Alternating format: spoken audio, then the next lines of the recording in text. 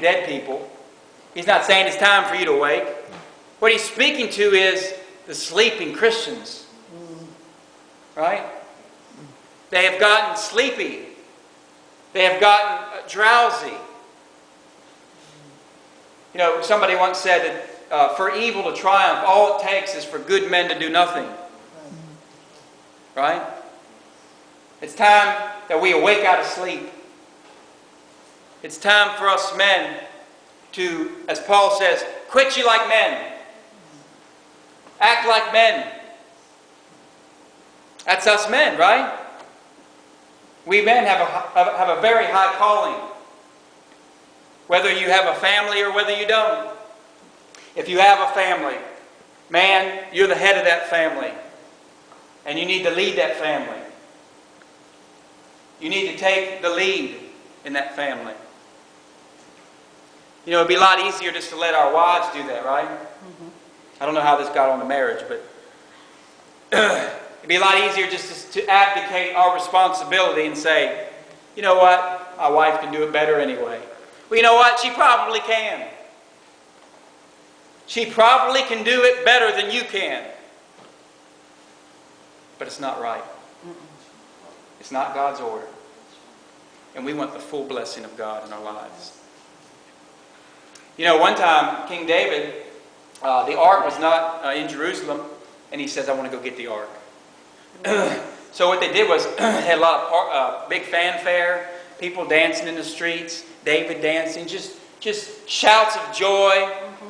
Remember that? The ark was on its nice, pretty little cart, taking the cart, being drawn by the ox, and then the ox stumbled, and the cart started shaking a little bit. In Uzziah, I believe, is that right?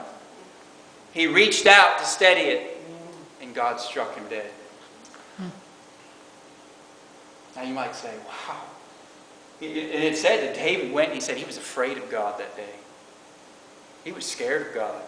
Because David's probably thinking, what's going on here? This seems so right. This is, we're bringing back the ark. We have all the trappings of good spiritual things. What's wrong? And they realized that they did not do it according to God's order. They did not do it according to God's order. Because you know what? The Levites were supposed to carry that ark on their shoulder. Right? Wasn't supposed to be on that nice, pretty cart. And God says, because you did not do it in the correct order. So it's high time for us sleeping men to awake. If you have children, fathers, you need to be doing right by your children. Right?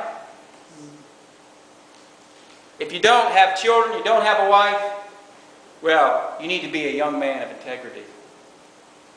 You need to be a man of integrity. Or an older man of integrity. He says again, in that knowing the time, it's high time to wake out of sleep.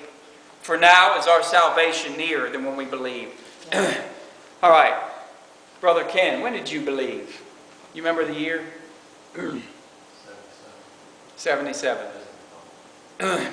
77. I was 6 years old when Ken believed. I was one of these little kids running out. Brother Clay, when did you believe? I guess it was 79. 79. 20 years after we got married. 59, you mean? 20 years after I was born. 59? I think so. You think so? All right, well, that was definitely before I was born. 59. How about Melody? You know what year you came to the Lord, you believe? I think it was about 7. When you were 7? Yeah. Okay. We don't have to do the math right now. Now, I want to tell you. Now, each of you could answer that question, right? If you can, then get born again tonight. But if you can, then I want to say to you, your salvation is nearer than when you first believed. Amen. When you believed, guess what? Your salvation's nearer. You know, we have the present, don't we? You know, we can't do much with the future. You can try to plan for the future, and it's good to do. But you know what? The future is God's. Your next breath is God's. Your times are in His hand. The past. What can you do about the past? The past is done. Hopefully you've forgiven. Hopefully you've been able to say, hey, I forgive you if you've been wronged. That you can say, I forgive you, and if you've wronged, please forgive me. And then move on, right? The past. Can't do anything about the past. It's already been done. The future is not yours, but you have the present. What Paul says, it's high time. Verse 12. The night is far spent, the day is at hand. Let us therefore cast off the works of darkness, and let us put on the armor of light. Let us walk honestly as in the day, not in rioting and drunkenness, not in chambering and wantonness. Whatever those things are, they're not good. Not in strife and envying. He's telling you, hey, listen up. You know, Jesus could come back tomorrow. He could come back tonight. Will He come back tomorrow? Do you know? You don't know. Will He come back next week? You don't know. One thing you can rest assured of, He's coming back. So just like when the householder left his house and he left the servants in charge, he said, while I'm away, here's your talents. Take it and do something with it.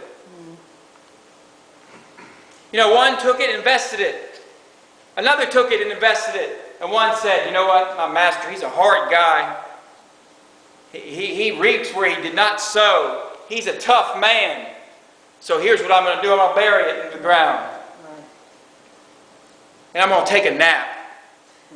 Because I don't have anything to do now. I'm going to go ahead and just do a little slumbering. And Paul says by the Spirit, hey, it's high time that you awake out of sleep. Time is something that is so precious.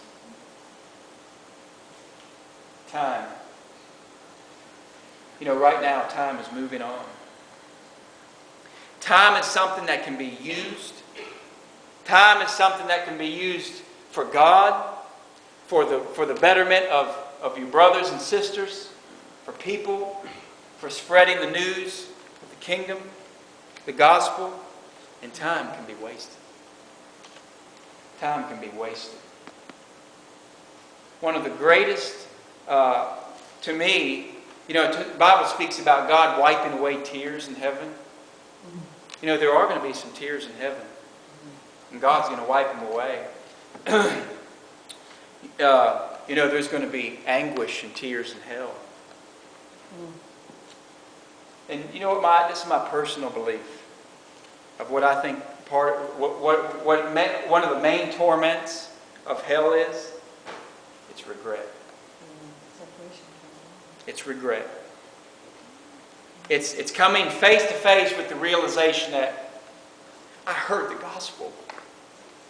That man shared that gospel with me. I heard it. And I just said, I don't need God. And I heard scientists say God doesn't even exist.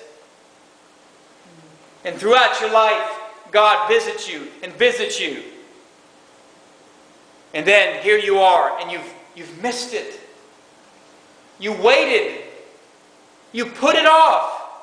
The Bible says today is the day of salvation. That means today, because that's all you have is today. You don't have tomorrow. It's in God's hands. Yesterday's gone. Today is a gift. That's why we call it the present, right? Because it's a gift. A little pun there. Regret. I may have shared this before, but I'm going to share it again because when I see this part of this movie, you know, I need like a bucket for tears, you know.